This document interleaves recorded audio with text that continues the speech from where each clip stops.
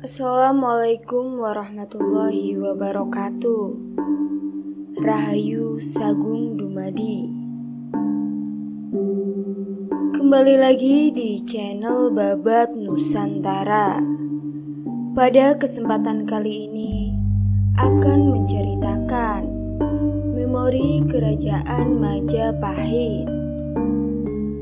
Pemilik Tuan Sangsaka Getih Getah Samudra yang melambangkannya wilayah Nusantara dalam Sumpah Amukti Palapa menandakan Kerajaan Majapahit ada dan nyata.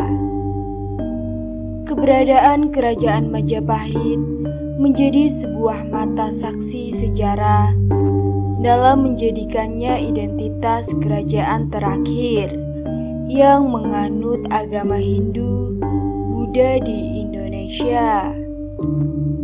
Penyikapan tentang Majapahit berada pada beberapa prasasti bahasa Jawa kuno ataupun sejarah dari Tiongkok dan sumber peran utama.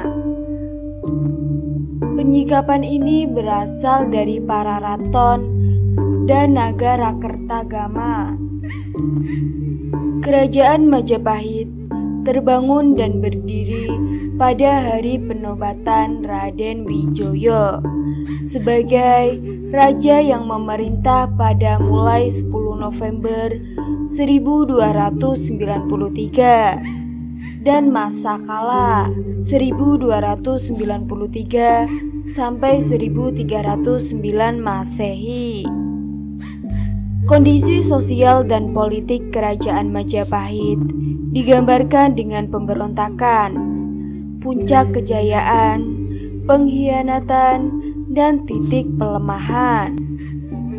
Pemberontakan yang dialami oleh Kerajaan Majapahit dimulai dari kala pemerintahan Joyonegoro pada masa 1309 sampai 1328 Masehi sebagai pengganti Raden Wijaya yang usianya saat ini masih berumur sekitar 15 tahun. Joyonegoro tidak memiliki sebuah kecakapan dalam melaksanakan pemerintahan, sehingga dia mendapatkan julukan Kolo Gemet yang artinya lemah dan jahat. Selain itu, pemberontakan banyak terjadi pada masa pemerintahannya. Salah satunya adalah pemberontakan yang hampir berhasil dalam menjatuhkan Majapahit, yaitu dilakukan oleh seorang kepercayaan dan juga sebagai penasehat raja. Ia bernama Rakuti. Pemberontakan ini dipadamkan dan dituntaskan oleh Gajah Mada yang kala itu menjadi bayangkara atau seorang pasukan pengawal raja. Gajah Mada menyelamatkan Joyonegoro dengan mengungsikannya selama sementara di sebuah desa bernama Badandir. Namun, nyawa dari Raja Joyonegoro tersebut tidak dapat ditolong akibat operasi oleh seorang tabib bernama Tanjha yang menaruh sebuah dendam pada Joyonegoro. Tanjha pun kemudian dibunuh oleh Gajah Mada. Masa pemerintahan Joyonegoro selesai. Kemudian, Kerajaan Majapahit diteruskan dan digantikan oleh adiknya, yaitu Gayatri atau Bahre Kahuripan dengan sebuah gelar Tribuana Tunggadewi pada masa kala pemerintahan 1328 sampai 350 Masehi. Karena Joyonegoro tidak dikaruniai sebuah anak. Pada masa kala pemerintahan Gayatri, pada tahun 1331 Masehi terjadi pemberontakan yang terletak di Sadeng dan Keta yang berada pada wilayah yang sama, yaitu di Besuki, Jawa Timur. Namun, pemberontakan ini tidak sampai menghilangkan nyawa Gayatri seperti yang dialami oleh Joyonegoro. Pemberontakan ini diatasi dan diselesaikan oleh Gajah Mada. Atas jasanya tersebut, ia diangkat menjadi seorang Mahapati Hambengku Bumi Majapahit. Pengangkatannya pada tahun 1336 Masehi, Gajah Mada mengucapkan sumpah yang terkenalnya, yaitu Sumpah Palapa, yang berisikan Gajah Mada tidak akan dan pantang bersenang-senang sebelum menyatukan Nusantara. Nusantara yang dimaksud terdiri dari pulau-pulau seperti Malaka, Sumatera, Jawa, Madura, Bali, Kalimantan, Sunda Kecil atau Nusa Tenggara, dan Maluku. Tiba masa pemerintahan yang dijalankan oleh Gayatri selesai. Gayatri meninggal pada kala tahun 1350 Masehi, digantikan oleh putranya, yaitu Hayam Wuruk. Pada masa pemerintahan dan kepemimpinan Hayam Wuruk mencapai sebuah puncak emas dan kejayaan dari Kerajaan Majapahit. Pemerintahan Hayam Wuruk membuat Majapahit mempunyai dan memiliki wilayah yang sangat cukup luas. Digambarkan seluas wilayah Indonesia sekarang pada masa ini. Selain itu, Majapahit memiliki pengaruh sampai ke beberapa negara-negara lain di wilayah Asia Tenggara. Mencapai kerajaan Majapahit tidak luput dari peran Gajah Mada yang sangat besar yang terus memenuhi dan mewujudkan sumpah palapanya. Kala pemerintahan Hayam Wuruk juga mengalami kemajuan yang sangat pesat pada aspek karya sastra pada tahun 1365, yaitu Kitab Nagara Kertagama oleh Empu Prapanca dan Sutasoma dan Arjuna Wijaya oleh Empu Tantular. Selain itu, seorang musafir yang berasal dari Tiongkok bernama Mahuan menuliskan tentang masa pada kala pemerintahan Hayam Wuruk yang berisikan kerajaan Majapahit telah mengenalnya kemajemukan budaya, agama, dan adat istiadat. Kemajuan budaya di kerajaan Majapahit memasukkan aspek seperti seni patung, yaitu perwujudan Raden Wijaya sebagai Harira, patung Tribuana sebagai Parwati, dan patung Putri Suhita. Selain seni, patung juga terdapat seni bangunan, yaitu gapura, pemandian, dan sebuah candi-candi. Hal tersebut dikarenakan Majapahit pada masa itu dihuni oleh penduduk yang berasal dari Samudra Pasai dan Malaka. Orang-orang yang berasal dari Tionghoa yang telah masuk agama Islam dan penduduk asli yang telah beragama Hindu dan Buddha. Kerajaan Majapahit makmur diduga dikarenakan majunya sektor perekonomian yang bertumpu pada pertanian, seperti lembah Sungai Brantas, penghasilan beras, kelapa, lada, pala, dan cengkih, dan serta menguasainya sebuah jalur perdagangan rempah-rempah Maluku. Hasil pertanian ini ditunjukkan untuk konsumsi penduduk dan perdagangan. Selain itu, pemerintahan Kerajaan Majapahit berusaha mengembangkan dan meningkatkan hasil dari pertanian dengan cara membangun sebuah bendungan, saluran-saluran air, dan pembukaannya lahan baru untuk pertanian. Pada aspek sosial Kerajaan Majapahit, ditemukannya keunikan dari masyarakat penduduk Majapahit yang suka menabung. Hal ini menjadikan peninggalan yang menarik berupa celengan berbentuk babi. Pada semua kerajaan yang ada di Indonesia akan bertemu dengan titik akhir dari masa kekuasaan dan pemerintahannya, termasuk Kerajaan Majapahit.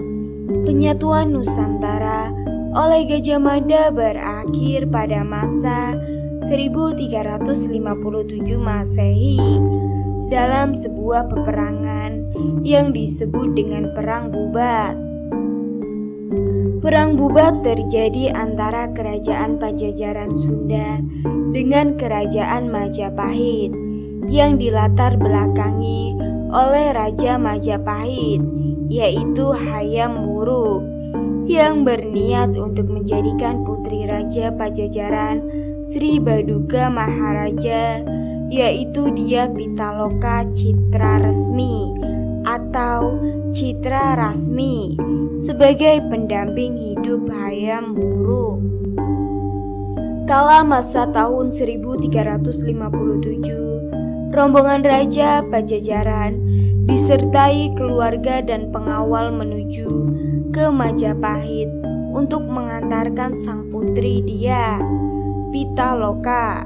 Kemudian Sri Baduga memerintahkan pasukannya untuk menetap sementara di lapangan Bubat untuk menunggu Hayam Wuruk menjemput putrinya Dia Pitaloka. Tetapi hal ini membuat Gajah Mada melihat pandangan yang berbeda.